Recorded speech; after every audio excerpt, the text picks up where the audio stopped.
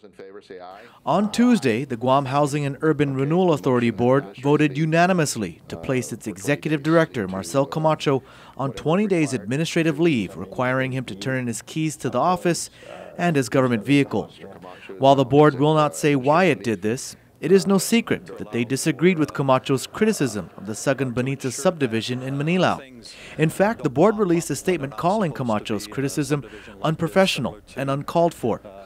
Could Camacho's statements really be enough to warrant this 20-day suspension, or could it be related to something else? On the very same day that he was suspended, both Gura and Camacho were sued by a developer named Medallion Guam. Prior to the suit, Medallion Guam filed a protest against Gura's award of low-income housing tax credits to the bottom 2 ranked companies out of the 5 who applied. These 2 companies are Great Homes, which is a partnership between the Calvo Finance Corporation, Jones & Guerrero, and Catholic Social Services, and Tower 70, which is owned by Bob Salas and Keith Farrell. Medallion was ranked number 1. Medallion first filed its protest with Gura, but after facing what they refer to as an information blackout, Medallion took its protest to the Office of the Public Auditor.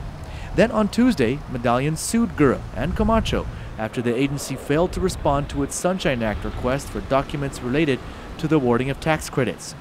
In the suit, Medallion alleges that this failure to respond is an attempt to discourage Medallion from continuing its procurement protest.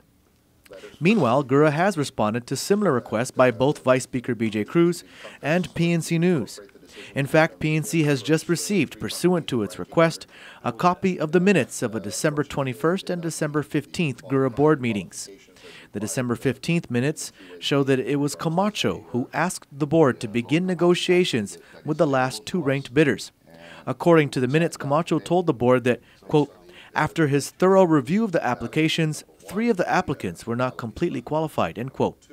These 3 were the top 3 ranked applicants, which included the top-ranked applicant, Medallion Guam.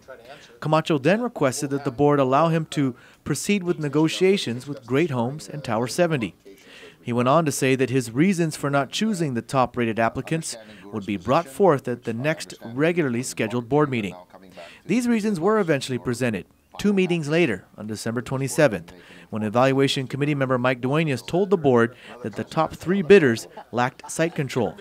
This is something that Medallion has said is completely without merit and one of the reasons for its protest. Gura has also responded to requests for information from Vice Speaker B.J. Cruz. They've been responsive to me. I'm disappointed that they're not complying with the law and responding to Medallion.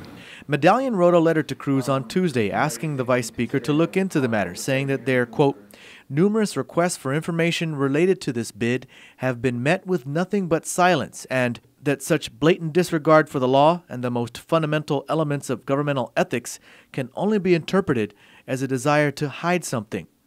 So is Vice Speaker Cruz, who chairs the Committee on Procurement, considering holding an oversight hearing on the matter? We're looking at it. We have 2 dates in March that we have control of the committee room, and we're trying to decide after we get through all the documents, determining whether or not this is something that we want to get into, or whether it is not something that we should allow the courts and OPA to go through.